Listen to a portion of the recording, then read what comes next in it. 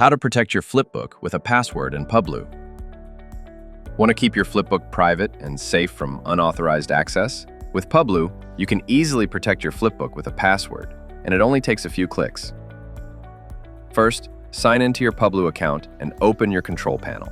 Then, click the Customize button next to your Flipbook. On the left side, you'll see several options. Go to the Security tab. This is where you can manage your Flipbook's protection settings. By default, password protection is off. To enable it, simply shift the switch to turn it on. You'll see it turn blue when active. Next, type in your desired password. For the best protection, use at least 6 characters, including numbers and capital letters.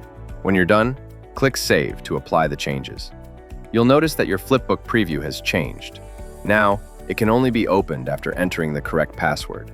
Remember, if you share your Flipbook link, make sure to share the password too. Changed your mind?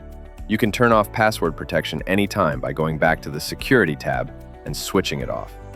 With Publuu, your content is always safe and secure. Thanks for watching. Want to explore more? Check our full help guide at publuu.com.